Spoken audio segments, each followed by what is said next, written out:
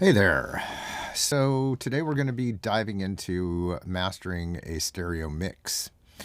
And for the purposes of this class and these videos, I'm going to stick specifically with Ableton plugins to show that mastering can be done all within this platform.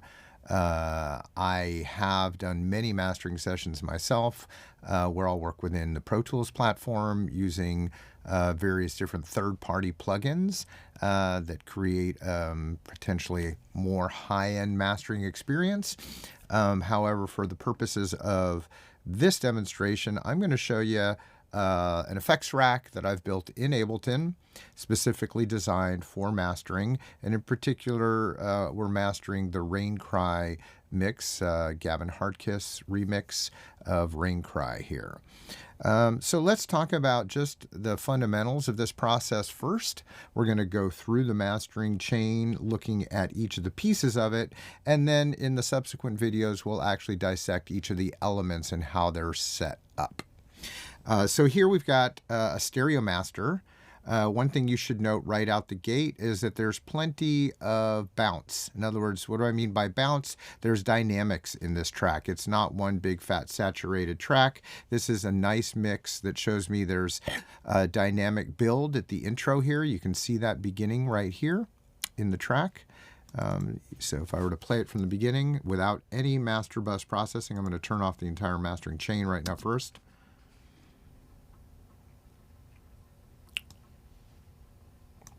You can see the gain structure grow as it moves through the track. It's important to use your eyes when mastering. I found that one of the first things I look at is the waveform, how it's set up, and it gives me an idea of what I'm up against. Without even hearing the track, I can get a sense of what I want to be working with in terms of the dynamic range of the track, where the peaks are. You can visualize those peaks. I can see a peak right here. I can see another big peak right over here, and the kind of maximum peak dynamic of the track in this back half here. So that's just kind of a setup to begin this process. The next thing I'm going to do is, of course, on the master chain here, one of the first things I like to do is set up a meter. Like I've shown before, I'm using the iZotope Insight metering here. And I know that I want to prep this for streaming, and the most popular streaming service being Spotify. They are looking for masters that are being ingested into their system at what they recommend negative 14 LUFS. LUFS being the loudness units being measured here. And this particular case here,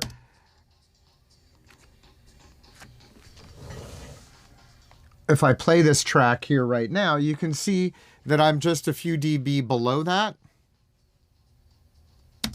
I've got a couple of dB of headroom to play with in my mastering with regards to EQ and compression and saturation. So let's see how that's going to play itself out now. So this is the first thing I'm going to look at. I'm going to look at this in terms of the metering. I'm going to look at this in terms of the overall levels. There's a lot of different nice settings you can look at here. I'm going to simplify this really quickly just so we can take a look at it in its component elements. So this is just the metering right here. Loudness.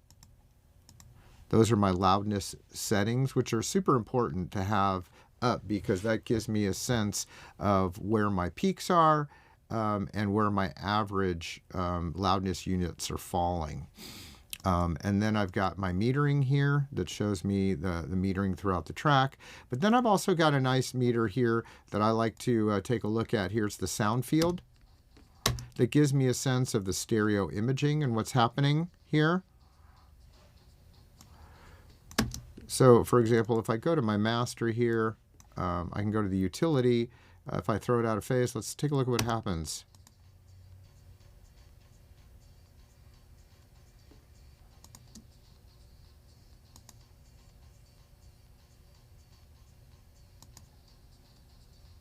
So notice the difference when I throw it out of phase.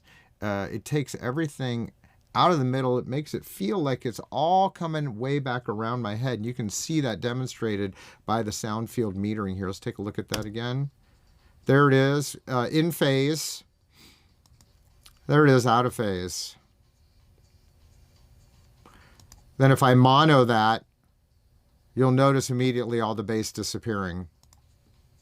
So that's just something you want to look at the very beginning of any mix. Make sure you're dealing with a mix that's in phase before moving on. Once you've assessed that and you know you're dealing with a mix that's in phase, you can decide whether you want to bass mono the energy of that track or not. And I've talked about that before in other videos.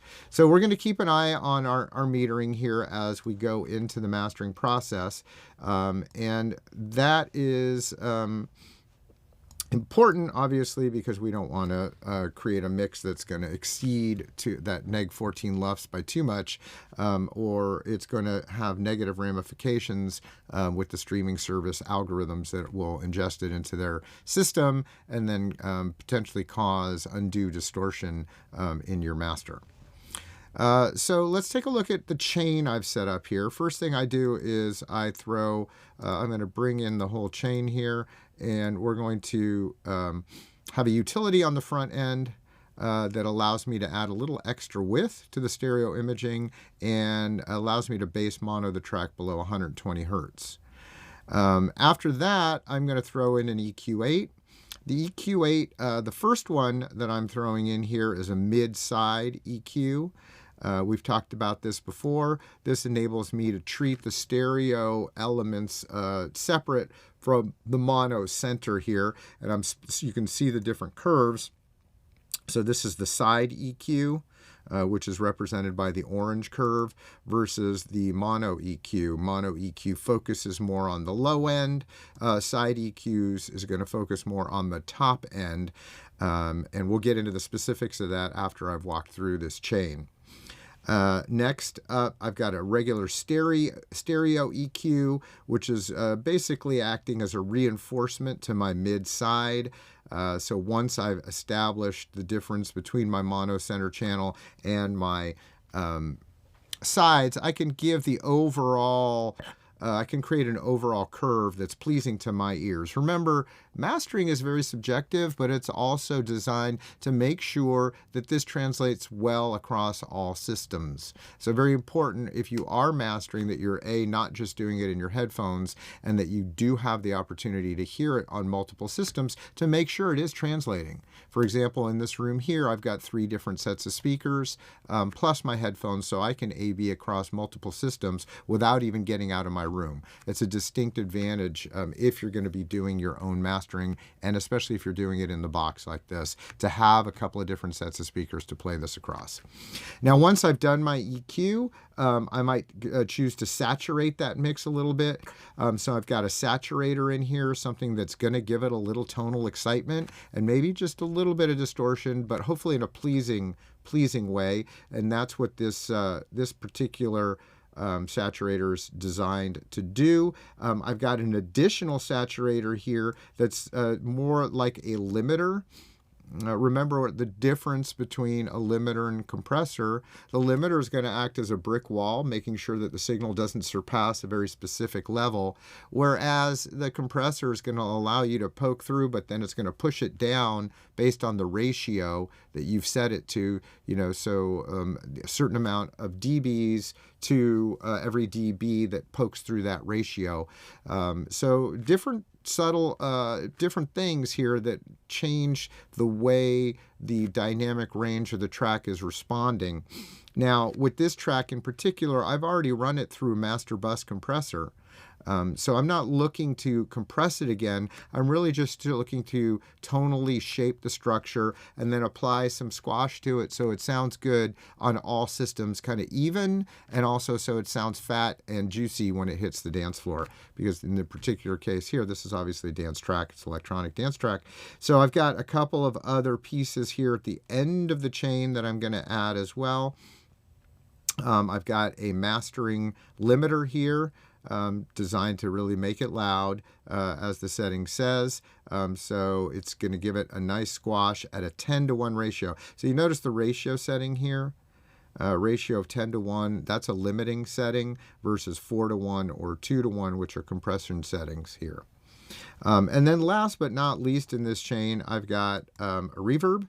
Here, it's got its own chain balancing the reverb against the dry signal. If we take a look at this, let's take a look at actually the effect on here. Oop, no, not that one there.